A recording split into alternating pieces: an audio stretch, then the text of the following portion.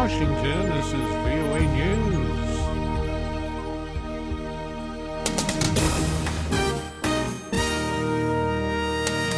Canadian shooter acted alone. Mali reports first Ebola case. I'm Ray Kouguell reporting from Washington.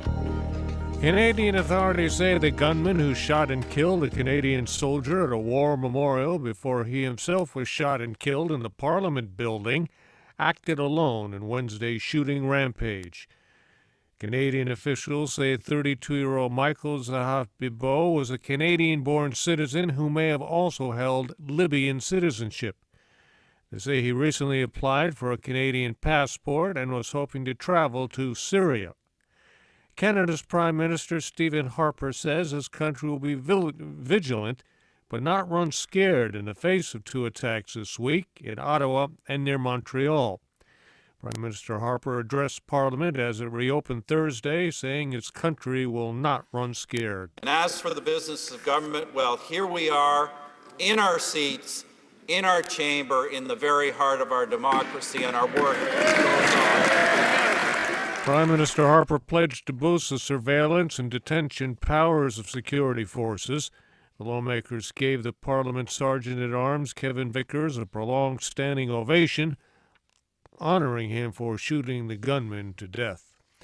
The U.S. is continuing its aerial bombardment against the Islamic State in Iraq and Syria, launching 15 new attacks. The U.S. Central Command says it carried out 9 strikes in Iraq in the last day. The U.S. also hit 6 targets in Syria, 4 of them near Kobani. The West African nation of Mali is reporting its first case of Ebola. Mali's health minister says the patient is a 2-year-old girl who was brought to a hospital from neighboring Guinea, one of 3 countries in the epicenter of the Ebola outbreak. In New York City, a healthcare worker just returned from West Africa was rushed to a hospital after complaining of a high fever and nausea. The medical aid group Doctors Without Borders says the patient worked in one of the countries affected by the outbreak. This is VOA News. The Emergency Ebola Committee of the World Health Organization is again coming out against bans on travel and trade with countries where the virus is wreaking the most havoc. The committee of experts believes this will not stop the spread of Ebola. Lisa Schlein has more from WHO headquarters in Geneva. The Emergency Committee emphasized the importance of stopping transmission of Ebola within the 3 main countries as the best way of preventing further international spread.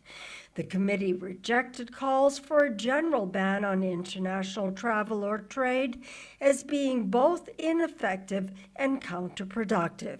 But WHO Director of Global Capacities, Isabelle Nuttall, says the committee stands by its previous recommendation that people who are sick with Ebola or have been in contact with patients in the last 21 days should not leave their countries. Lisa Schlein for VOA News, Geneva. European Union leaders meeting in Brussels Thursday earmarked $31 million for the research aimed at developing Ebola virus vaccines and clinical trials.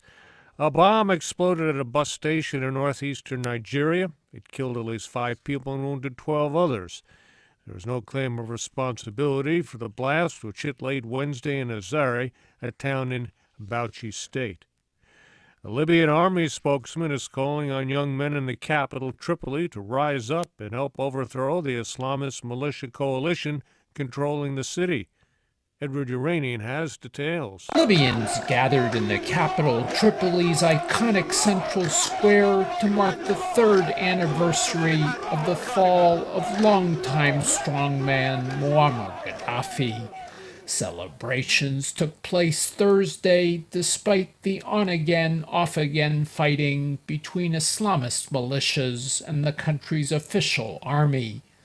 At the same time, Army spokesman Ahmed al-Misnari, in a TV broadcast, called for able-bodied men in the capital to rise up against the Islamist Fajr militia coalition, which has ruled the city since routing army forces in August. Edward Uranian, Cairo.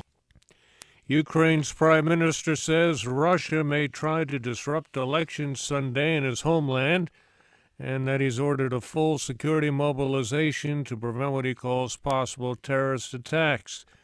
Arseniy Yatsenyuk's comments came Thursday in a meeting in Kiev with top security chiefs and election monitors. Moscow did not immediately respond to the warning. A group of Chinese scientists says it is testing a virus that could be used to kill cancer cells without harming normal ones. The virus, known as M1, was extracted from a mosquito found in the southern province of Hainan. So far, it's only been tested on mice. Scientists plan to test the virus on monkeys beginning next week. I'm Ray Kouguell in Washington. That's the latest world news from VOA.